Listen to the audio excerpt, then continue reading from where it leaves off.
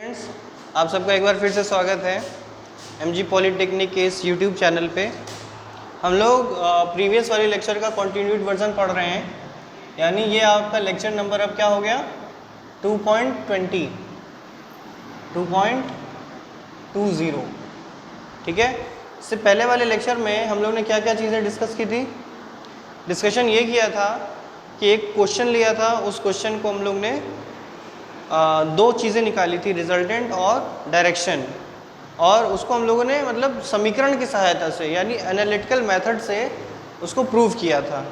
90 degree पर और 60 degree पर अलग अलग वैल्यूज़ आई थी, और अलग अलग क्यों आई थी ये भी हमने आपको बता दिया था। ठीक है, तो अब हम लोग को देखना है कि अगर हम लोग ग्राफिकल मेथड से इन्हीं दोनों फोर्स का रिजल्टेंट लेंगे 90 की डिग्री पर तो कितना मान आता है, और 60 डिग्री पर लेके देखते हैं तो रिजल्टेंट और डायरेक्शन का क्या मान आता है। ठीक है बच्चों, तो ग्राफिकल मेथड यहाँ से शुरू है। ग्राफिकल मेथड में जैसे हमने बताया था कि कुल कितने मेथड्स होते हैं, 3। पहला ट्रायंगल लॉ ऑफ फोर्सेस, दूसरा आपका हो जाएगा पैरेललोग्राम लॉ ऑफ फोर्सेस, और तीसरा पॉलीगॉन लॉ ऑफ फोर्सेस। तो हम लोग यहाँ पे क्या डिस्कस करने वाले हैं, ट्रायंगल लॉ ऑफ फोर्सेस। ठीक है ना। इसके लिए वही इंपॉर्टेंट टिप्स जो है वो हमने एक साइड में लिख लिया है, पहले से नोट डाउन कर लिया है। टिप्स नंबर पहली वन क्या है कि आपको जो भी आप एरो प्रदर्शित करते हैं तो उसकी लेंथ जो है बिल्कुल बराबर रखनी है। बिल्कुल क्या रखनी है, बराबर रखनी है। लेंथ ऑफ एरो एक्यूरेट होना चाहिए, प्लस डायरेक्शन ऑफ फोर्स, यानी यदि 90 डिग्री पर दो फोर्स लग रहे हैं तो दोनों 90 डिग्री पर ही ड्रॉ करिएगा। अगर मतलब 91 92 कर दिया तो फिर रिजल्टेंट में कमी आ जाएगी, खराबी आ जाएगी। और दूसरा स्केल, न्यूटन को मीटर में या सेंटीमीटर में प्रदर्शित करने के लिए हम लोगों ने 1 न्यूटन को कितना मान लिया है, 1 सेंटीमीटर के बराबर।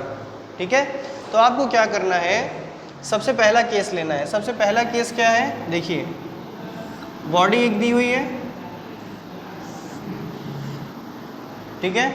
इस बॉडी पर दो फोर्स लग रहे हैं, ए व बी। ठीक है, तो मान लिया ए फोर्स ऐसे लग रहा है बिल्कुल सीधी डायरेक्शन में। हाँ, इसका जो है मान कितना है, 21 न्यूटन। ठीक है, इसको और छोटा कर लेते हैं, इसको 21 न्यूटन। ठीक है, अब बी फोर्स लग रहा है इसी पॉइंट पर, लेकिन 90 डिग्री का कोण बनाते हुए, किससे, ए से। ये ए है, बी लग रहा है बिल्कुल 90 डिग्री का कोण बनाते हुए, यानी बी की वैल्यू है 28 न्यूटन। ठीक है ना। आपको क्या करना है, इसका अब रिजल्टेंट निकालना है, किससे, ट्रायंगल लॉ ऑफ फोर्स से।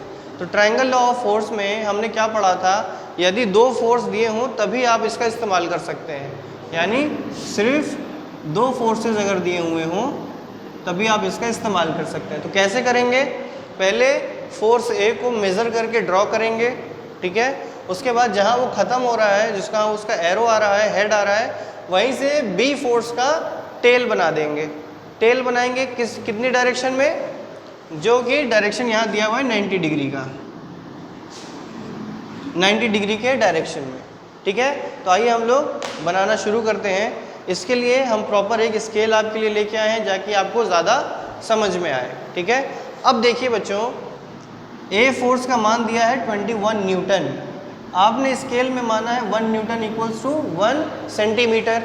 ठीक है, तो 1 सेंटीमीटर को जब आपने 1 न्यूटन मान लिया है तो 21 न्यूटन को आप कितने सेंटीमीटर मानेंगे, बहुत सिंपल सी बात है, यदि 1 सेंटीमीटर 1 न्यूटन है, हाँ, या फिर 1 न्यूटन 1 सेंटीमीटर है, तो 27 या 21 न्यूटन कितना हो जाएगा, 21 सेंटीमीटर हो जाएगा। तो 21 सेंटीमीटर की एक लाइन यहाँ पे ड्रॉ कर लीजिए, यहाँ कर लीजिए 21 सेंटीमीटर की एक लाइन ऐसे ड्रॉ कर लें हम लोग। ध्यान ये रखना है बच्चों कि जिस डायरेक्शन में ये जा रहा है उसी डायरेक्शन में पैरेलली आपको खींचना है। ठीक है, तो आप 21 यहाँ से यहाँ, यहाँ से यहाँ, ये आपने खींच लिया ऐसा। ठीक है, ये इसका एरो हेड हो गया, ये A is equals to 21 newton हो गया। फाइन। दूसरी बात क्या है कि इसके हेड से बी फोर्स की शुरुआत करनी है टेल से, ठीक है ना। तो अब देखो बी फोर्स का टेल आप यहाँ से शुरू करेंगे और कितना ऊपर लेके जाएंगे, बी फोर्स का मान है 28 न्यूटन। तो इस स्केल के हिसाब से यदि 1 न्यूटन बराबर 1 सेंटीमीटर है तो 28 न्यूटन बराबर कितना हो जाएगा, 28 सेंटीमीटर, ठीक है। तो 28 सेंटीमीटर की आप यहाँ पे माप ले लेंगे और बिल्कुल 90 डिग्री पर इसको एक ड्रॉ कर लेंगे। ये आपने ड्रॉ कर लिया 28 न्यूटन का, ठीक है। 28 newton, B is equals to 28 newton. इसका आखिरी तरीका क्या था कि इसके स्टार्टिंग पॉइंट से इसके एंडिंग पॉइंट को मिलाना है, जोड़ना है। तो जितनी लेंथ निकल के आएगी वही उसका क्या हो जाता है, मान हो जाता है रिजल्टेंट का, ठीक है। तो आइए देखते हैं कि इसको इससे जोड़ने पर कितना मान आता है।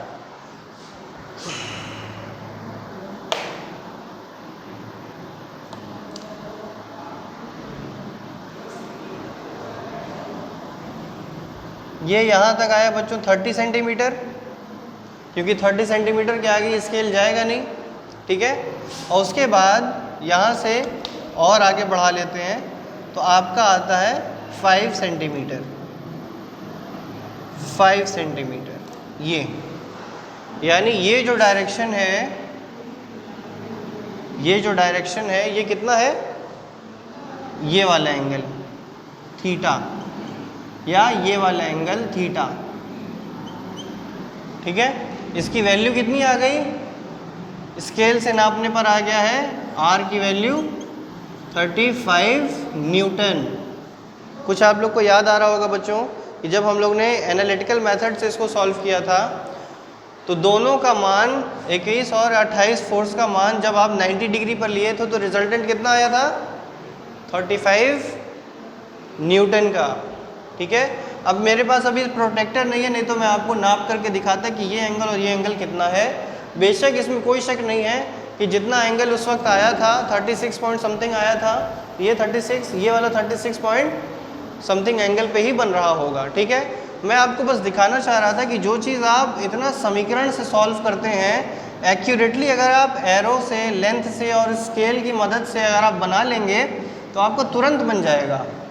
हमने कुछ नहीं किया, यहाँ पे हमने 4-5 समीकरण लिख के उसमें वैल्यू नहीं डाली है। हमने बस क्या किया है, इस फोर्स को स्केल में माप लिया है, 1 न्यूटन को 1 सेंटीमीटर के बराबर कर दिया है, तो 21 न्यूटन हो गया, 21 सेंटीमीटर इसकी एक लाइन खींच ली। फिर यहीं से स्टार्टिंग पॉइंट जो है बी का कर देना है, जो कि 28 सेंटीमीटर का आएगा, 28 सेंटीमीटर का। और बिल्कुल बिल्कुल ये क्या है, 90 डिग्री पर होना चाहिए। ये एंगल क्या होना चाहिए, 90 डिग्री पर होना चाहिए। यदि अगर मैं 90 डिग्री से अगर 89 या 80 डिग्री पर बनाता तो ये 35 मेजरमेंट नहीं आता, ठीक है बच्चों। तो इसमें बस आपको एडवांटेज यही है कि आपको बहुत तुरंत ही रिजल्ट मिल जाता है, ठीक है। लेकिन इसमें सावधानी ये है कि आपको स्केल दर स्केल बहुत एक mm का ध्यान रखना होता है, ठीक है बच्चों। अब ये पहला केस आपका सॉल्व हो गया। अब दूसरा केस में क्या था कि 2 फोर्स लग रहे हैं, 2 फोर्स लग रहे हैं और उनका रिजल्टेंट जो है आपको निकालना था, ठीक है। यानी उसका दूसरा केस अगर हम लोग यहाँ बना लें तो दूसरा केस ये था कि एक बॉडी है,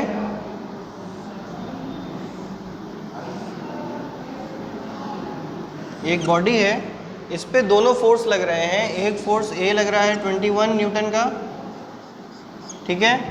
दूसरा फोर्स बी 28 न्यूटन का लग रहा है, परंतु 60 डिग्री का एंगल बनाते हुए, 60 डिग्री का एंगल बनाते हुए बी लग रहा है, जो कि है 28 न्यूटन का। इसका रिजल्टेंट निकालना था, ठीक है। तो आपको सेम वही काम करना है जो हम लोग यहाँ पे ऑलरेडी कर चुके हैं। पहले आप 21 का स्केल लीजिए एक, ठीक है। 21 का स्केल ले लिया आपने,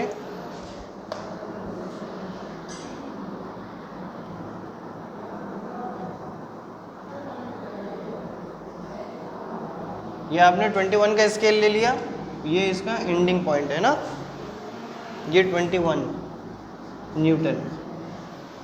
दूसरा है फोर्स बी को यहाँ से शुरू करना है, क्योंकि इसमें रूल नंबर 2 क्या है? पहला तो ये है कि जिस डायरेक्शन में आपने बनाया उसको आपने उसी डायरेक्शन में पैरेलली बनाना है। दूसरा केस ये है कि जिस डायरेक्शन में आप ले रहे हैं वो एंगल भी आपको बहुत मेंटेन करके रखना है, यानी आप 28 न्यूटन यानी 28 सेंटीमीटर को 60 की एंगल पे बनाएंगे यहाँ से। तो अब 60 की एंगल कितनी होगी? यहाँ से 60 की एंगल मापने के लिए आपको क्या करना पड़ेगा? प्रोट्रैक्टर का इस्तेमाल करना पड़ेगा। तो प्रोट्रैक्टर का इस्तेमाल यहाँ से देखिए किया जा सकता है। ये आता है लगभग यहाँ, ठीक है।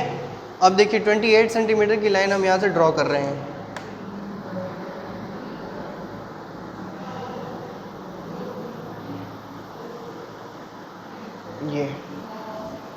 ये लाइन हमने 28 सेंटीमीटर की यहाँ पे ड्रॉ कर ली, ठीक है।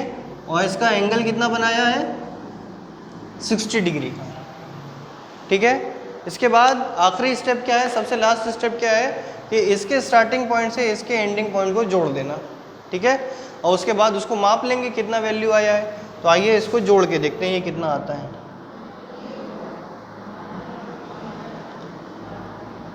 इसमें बच्चों आपके पास पूरे इंस्ट्रूमेंट्स होने चाहिए इसको नापने के लिए, ये तभी कारगर है।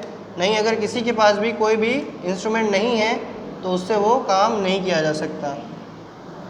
30 सेंटीमीटर यहाँ तक आ गया बच्चों, ठीक है। और आगे अगर आप इसको बढ़ाएंगे तो ये आता है करीबन 12 के बराबर, 12 सेंटीमीटर के लगभग में आ रहा है। यानी 30 + 12 हो गया आपका करीबन 42 न्यूटन के बराबर। कुछ याद आया आप लोग को? एनालिटिकल मेथड से जब आपने समीकरण से निकाला था तो इसका जो रिजल्टेंट 60 डिग्री पर आ रहा था वो कितना था? 42 के लगभग में था। देखिए कितनी आसानी से आपने 35 का और 42 न्यूटन का रिजल्टेंट आराम से निकाल लिया, ठीक है बच्चों। तो आई होप क्या मतलब आप लोग इस चीज़ को बहुत अच्छे से समझ लेंगे, ठीक है। एनालिटिकल मेथड वो उनके लिए है जिनकी मैथ्स स्ट्रॉन्ग है, लेकिन अगर किसी को डायरेक्टली निकालना है, बहुत कम समय में निकालना है, तो कुछ चीज़ों को ध्यान रखना है, जैसे कि लाइन को बराबर खींचना है, एक्यूरेट एंगल पे लेना है, और प्रॉपरली अगर मेजर करके कर लिया तो बस 2 मिनट का काम है ये, ठीक है। एनालिटिकल में आपने देखा कि एक लेक्चर पूरा चला गया, लेकिन इसमें क्या है, इस तरह के आप 5-6 सवाल 10-15 मिनट के अंदर कर लेंगे, ठीक है बच्चों। तो इसके आगे हम लोग अब पढ़ेंगे पैरेललोग्राम लॉ ऑफ फोर्सेस से, उससे हम लोग निकालेंगे रिजल्टेंट 35 आना चाहिए और 42 आना चाहिए in each case at 90 angle and 60 angle, ठीक है बच्चों। तो आप लोग इसको नोट करते चलें और आप जो है कॉपी का एक पुनः निर्माण करें, ठीक है। और आपको जो असाइनमेंट दिए जा रहे हैं तो उसे दिए गए समय अनुसार जमा करें, एवं कॉलेज आना मत भूलें, अपना रजिस्ट्रेशन कराना ना भूलें, ये आपके लिए आवश्यक है, क्योंकि इसी के अकॉर्डिंग आपको अगर इन केस प्रमोट किया जाता है तो इसी इंटरनल असाइनमेंट की वजह से आपको प्रमोट किया जाएगा एक एवरेज नंबर को देके, ठीक है बच्चों। तो आप लोग घर पे रहें और पढ़ाई करते रहें, और जब भी आपका कॉलेज आने का समय हो तो कॉलेज ज़रूर आएँ, ठीक है बच्चों। तो आपसे अब मिलेंगे लेक्चर नंबर 2.21 पे। तब तक के लिए आप घर पर रहें और अपना ध्यान रखें।